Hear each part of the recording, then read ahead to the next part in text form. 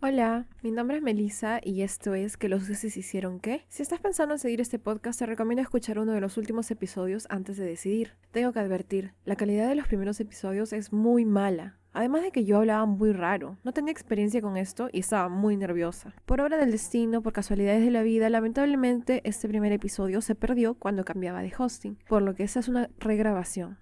No se preocupen porque igual los siguientes capítulos dan vergüenza, al menos este lo haré tartamudeando un poquito menos. Este podcast inicialmente solo sería sobre mitología nórdica y griega. A la fecha he decidido que será sobre cualquier mitología que me interese. Por ahora es primero griega, nórdica y japonesa. Aquí les voy a contar todas estas historias como lo eran, raras y cercanas a novelas mexicanas. Y es que los dioses eran muy extraños y hacían cosas aún peores.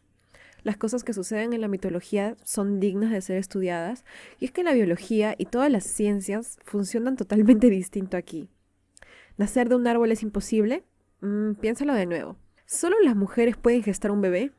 Aquí no. ¿No puede existir nadie tan enamoradizo? Puedo mencionar al menos 10 dioses.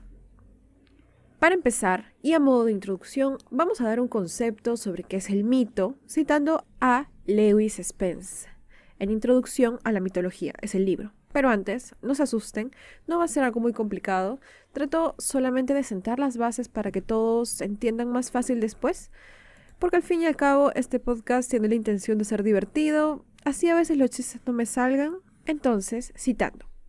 El mito es una explicación de las acciones de un dios o un ser sobrenatural. Es un intento de explicar la relación del hombre con el universo y tiene, para quienes lo vuelven a contar, un valor predominantemente religioso. O puede haber surgido para explicar la existencia de cierta organización social, una costumbre o la peculiaridad de un ambiente. Así también, Carlos García Gual, en su libro también llamado, Introducción a la mitología griega, explica sobre este concepto. El mito es un relato, una narración que se caracteriza por presentar una historia. Este relato viene de tiempos atrás y es conocido de muchos y aceptado, transmitido de generación en generación. Es contrario a los relatos inventados o ficciones momentáneas. Los mitos son historias de la tribu y viven en el país de la memoria comunitaria. Lo que trato de señalar con estas citas es que la mitología no está escrita en papel o piedra. Todas las historias son relatos contados de boca a boca. Mentiría si pudiera señalar el inicio de todo, pues yo tampoco soy una experta en esto. Pero, como acabo de relatar, los mitos han pasado por diferentes versiones, diferentes bocas, y así se han modificado. Hay muchas versiones de un mismo mito, y el que es hijo de un dios en esta versión puede ser hijo de un mortal en otra. Aceptar esto simplifica mucho el entendimiento de la mitología en general. Finalmente, es un tema que está para conversar y compartir. Hay que tomar mucho en cuenta el contexto cultural de la época y yo creo analizarlo de acuerdo a eso. En muchas historias, tal vez el 90%, se cometen abusos contra mujeres, violaciones, raptos y otros. Y sobre todo no son llamados de esa forma, porque supongo que en esa época no era visto como tal.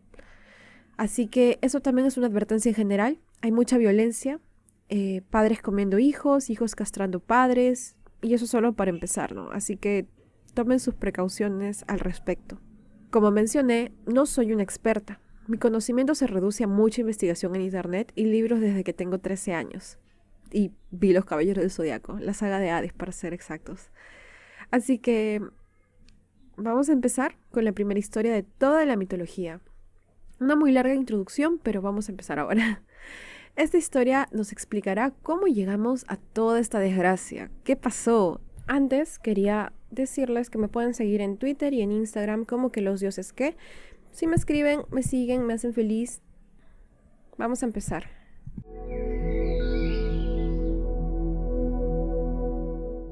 Esta versión será contada por Hesiodo. Su obra Teogonia es una de las fuentes principales de la mitología, y en ella él narra. En un principio solo existía el caos. Después de él emerge Gea, que es la tierra y también va a ser llamada Gaia. También surge el Tártaro, que va a ser la parte más tenebrosa de las profundidades, y también Eros, que será el amor. Se dice que por obra propia empezaron a surgir, por ejemplo, las tinieblas, que se llamaban Erebos, también Nix, que era la noche, y de todas estas entidades empezaron a unirse y crear otras cosas como el día, que será llamada Emera, y diferentes personificaciones de la luz celeste y terrestre. Pero lo que sucede cuando aparece la luz es que Gea cobra personalidad, la Tierra tal y como la conocemos, y así ella sola empieza a engendrar, y mientras dormía surge Urano, que va a ser el cielo estrellado. Va a ser un ser que va a tener igual extensión que ella y básicamente existe para poder cubrirla toda y para hacer una morada celestial para todos los dioses bienaventurados. También Gea crea las montañas, que serían más adelante escogidas como lugar de albergue por las ninfas. En cierto momento, Urano básicamente explican que soltó una lluvia por todo encima de la tierra y que así la fecundó. De esta unión nacerían las hierbas, las flores y los árboles con los animales, las aves y la mayoría de criaturas que hoy vemos. Además, la lluvia que sobró hizo que corrieran los ríos y al llenar así todos los espacios vacíos con agua en Gea, se originaron los lagos y los mares. Todos ellos serían más adelante deidificados con el nombre de titanes, que serían Océano, Ceo, Crío, Hiperión, Cronos y también Titánidas, Temis, Rea, Tetis, Tea, Mnemosine y Febe. De ellos van a descender todos los demás dioses como los conocemos. Es un poco complicado esto, pero básicamente entender que la primera generación de seres divinos son los titanes. Una vez que surge Gea y Urano, ellos dos engendran a los titanes, quienes van a tener hijos que van a ser los dioses olímpicos como los conocemos. Pero antes de que ocurra eso, ocurren un par de dramas, un par de peleitas, un par de matanzas, cosas así. Además de crear a los titanes, y se dice que ya sea por casualidad o porque querían demostrar su poder, crearon también hijos de horrible aspecto, que fueron los 3 cíclopes primitivos llamados Arges, Astéropes y Brontes, los cuales tenían el ojo único redondo en medio de la frente y representaban el rayo, el relámpago y el trueno. Los 3 eran inmortales. De estos van a descender, por ejemplo, el cíclope que fue engañado por Ulises en la Odisea. Y finalmente engendran a los hecatónquiros, o también llamados centímanos, que eran 3 hermanos con 50 cabezas y 100 brazos cada uno, que se llamaron Coto, Priario y Giges. Por su parte, se dijo que la noche sola, es decir, Nix, había engendrado a Thanatos, que era la muerte, y a Hipnos, que era el sueño, y también a otras divinidades como las Hespérides, que son las guardianas del atardecer, las Moiras, también llamadas Parcas por los romanos, que son las defensoras del orden cósmico, es decir, de la vida, son básicamente las que controlan el nacimiento, la vida y la muerte de cada persona.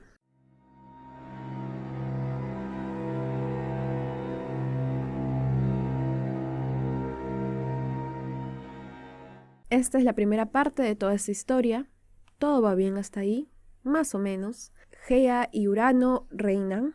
Básicamente Urano, porque es una, no sé, patriarcal, ¿entienden? Urano es el que reina. Pero llega un momento en el que Urano, por alguna razón, se arrepiente de haber creado a los cíclopes. Le parecían muy monstruosos. Y no le dicen nada a Gea, que era su esposa ahora.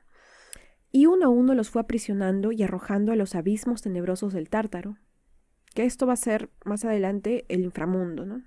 Es el inframundo, solamente que el Tártaro es la parte más oscura, más profunda del inframundo.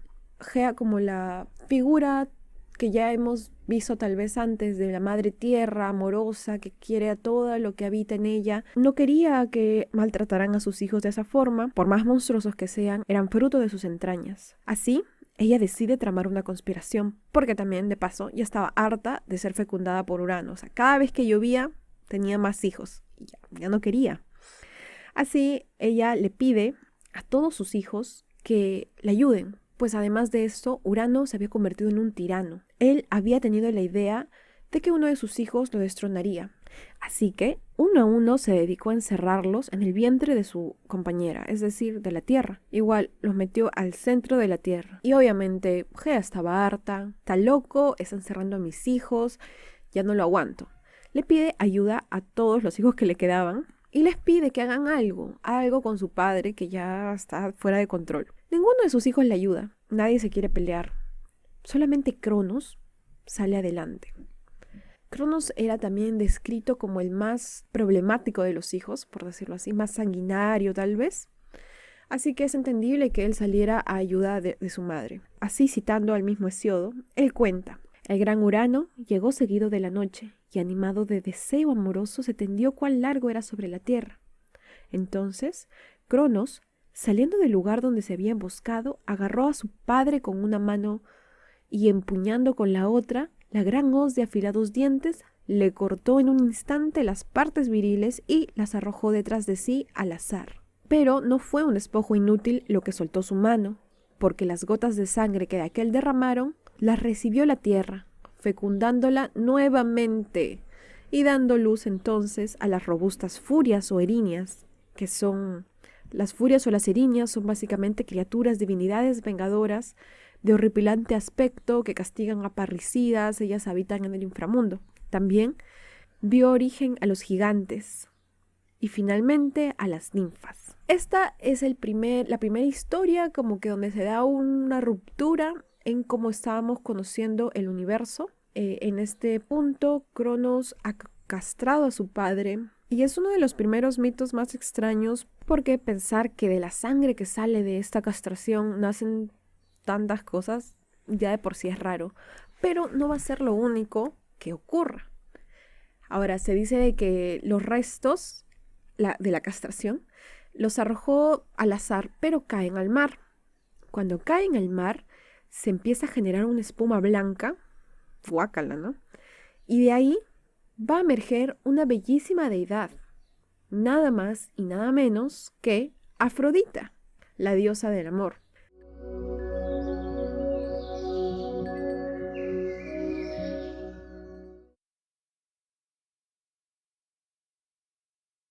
Hasta aquí habíamos estado viendo cómo Urano era el dios supremo, por decirlo así. Él era quien gobernaba sobre el universo y a raíz de la castración, Cronos sube al poder. Finalmente, lo que tanto temía y la razón por la que ocultaba a sus hijos, por miedo a que lo destronen, finalmente no estaba tan equivocada. Una vez apartado Urano del poder del universo, Gea le da paso a la dinastía de su hijo Cronos.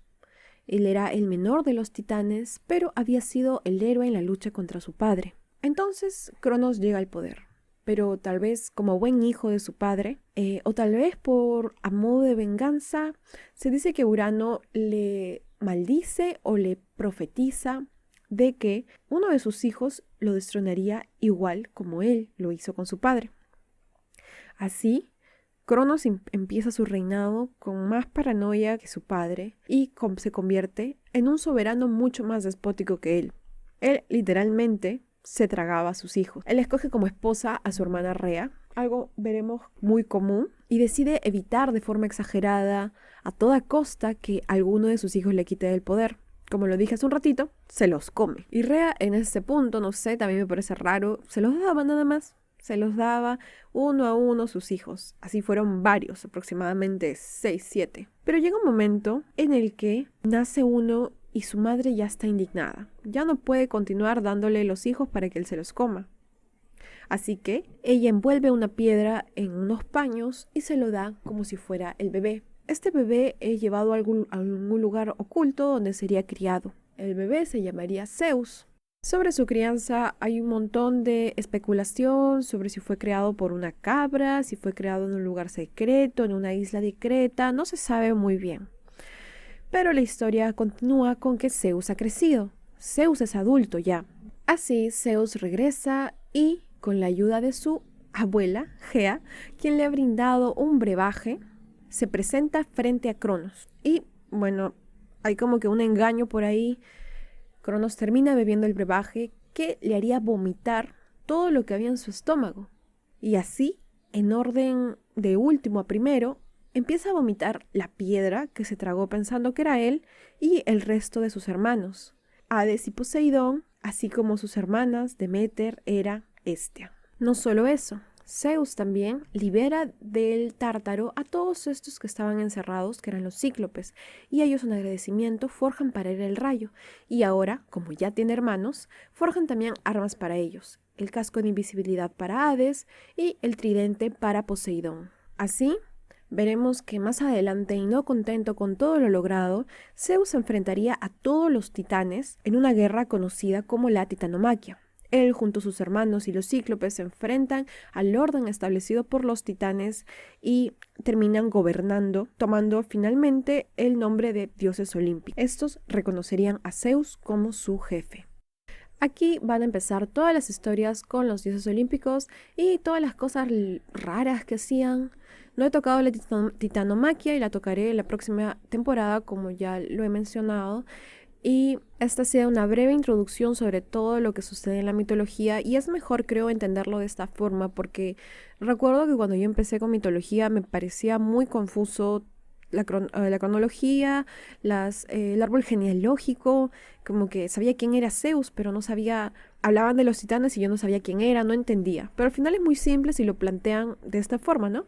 Primero surge Gea, luego de Gea, sola, engendra a Urano y a un montón de otras deidades, pero la importante aquí es Urano, porque de aquí saldrían primero los titanes, y es de estos que se originarían los dioses olímpicos, de los cuales hay muchísimas más historias, porque ellos son los que ya cohabitan con los humanos en cierta época, y son los que hacen cosas muy raras. Los titanes también supongo, pero no hay mucho sobre ellos a excepción de la titanomaquia, que es la guerra de los dioses olímpicos contra los titanes.